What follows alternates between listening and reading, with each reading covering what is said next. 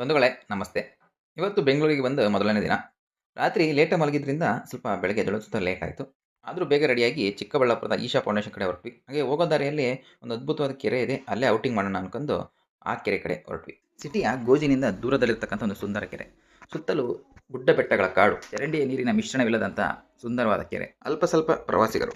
ಇಂಥ ಸುಂದರವಾದ ಜಾಗದಲ್ಲಿ ಫ್ಯಾಮಿಲಿ ಜೊತೆ ಒಂದು ದಿನವನ್ನು ಕಳೀತಕ್ಕಂಥದ್ದೇ ಒಂದು ಸುಂದರ ಕ್ಷಣ. ಕೆರೆಯ ತೀರಕ್ಕೆ ಕಾರನ್ನು ತಂದು ಅಡುಗೆಯನ್ನು ಮಾಡ್ಕೊಳ್ಳೋಕ್ಕೆ ರೆಡಿ ಮಾಡ್ಕೊಂಡ್ವಿ. ಇತ್ತ ಗಂಡು ಮಕ್ಕಳು ಒಲೆಯನ್ನು ರೆಡಿ ಮಾಡ್ಕೊತಾ ಇದ್ರೆ ಹೆಣ್ಮಕ್ಳು ತರಕಾರಿಯನ್ನು ಹೆಚ್ಚಿಕೊಟ್ರು. ಇತ್ತ ನಮ್ಮ ಭಟ್ರು ಒಂದು ನಾಟಿ ಸ್ಟೈಲ್ ಪಲಾವ್ ಮಾಡ್ಕೊಡ್ತೀನಿ ಅಂತ ಹೇಳ್ಬಿಟ್ಟು ಅದಕ್ಕೆ ಬೇಕಾದಂಥ ಇಂಗ್ರೀಡಿಯೆಂಟ್ಸ್ನ ರೆಡಿ ಮಾಡ್ಕೊತಾ ಇದ್ರು.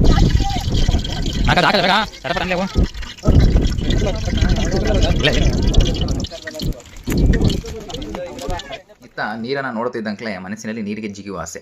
ನನಗೂ ನಮ್ಮ ಅಣ್ಣಗೆ ತಡ್ಕೊಳಕ್ಕಾಗಲಿಲ್ಲ. ಹೋಗಿ ಡ್ರೈವ್ ಹೊಡೆದೇ ಬಿಟ್ವಿ. ಸ್ವಚ್ಛಂದವಾದ ನೀರು, ಸುತ್ತಲೂ ಹಚ್ಚ ಹಸಿರ ಪರಿಸರ, ಪ್ರಕೃತಿಯ ಮಡಿದಲ್ಲಿ ಸ್ನಾನ ಮಾಡಿದಷ್ಟು ಆನಂದ.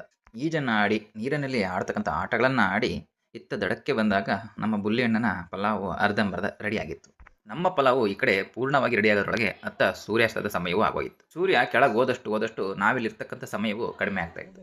ಹಾಗಾಗಿ ಬುಲ್ಲಿ ಬೇಗ ಆ ಪಲಾವಿಗೆ ದಮ್ ಕಟ್ಟಿಸಿ ತಿನ್ನಲಿಕ್ಕೆ ರೆಡಿ ಮಾಡಿದರೆ ಇತ್ತ ತಂದಿದ್ದಂಥ ಚಪಾತಿಗಳನ್ನೆಲ್ಲ ತಿನ್ನಲಿಕ್ಕೆ ಸ್ಟಾರ್ಟ್ ಮಾಡಿದ್ವಿ. ಚಪಾತಿಯನ್ನು ತಿಂದ ನಂತರ ಬುಲ್ಲಿಯ ದಮ್ ಕಟ್ಟಿದ್ದ ಪಲಾವನ್ನು ತಿಂದು ಬಾಯಲ್ಲೆಲ್ಲ ಬೆಂಕಿ ಬರ್ಸ್ಕೊಂಡ್ವಿ. ಯಾಕೆಂದರೆ ಸ್ವಲ್ಪ ಖಾರ ಆಗ್ಬಿಟ್ಟಿತ್ತು. ನಾವು ತಿಂದು ಸ್ವಲ್ಪ ಉಳಿದಿದ್ದನ್ನು ನಮ್ಮ ಜೊತೆ ಬಂದಂಥ 3 ಅತಿಥಿಗಳಿಗೆ ನೀಡಿ ನಾವು ಪ್ಲಾಸ್ಟಿಕ್ ಅಥವಾ ಬೇರೆಯವರು ಬಿಸಾಕೋಗಿದ್ದಂಥ ಎಲ್ಲ ಪ್ಲಾಸ್ಟಿಕ್ಕನ್ನು ಒಂದು ಕಡೆ ಹಾಕಿ ಬೆಂಕಿ ಹಾಕಿ ಅಲ್ಲಿಂದ ನಮ್ಮ ಪ್ರಯಾಣವನ್ನು ಚಿಕ್ಕಬಳ್ಳಾಪುರದ ಈಶಾ ಫೌಂಡೇಶನ್ ಕಡೆ ಹೊರಟುವೆ.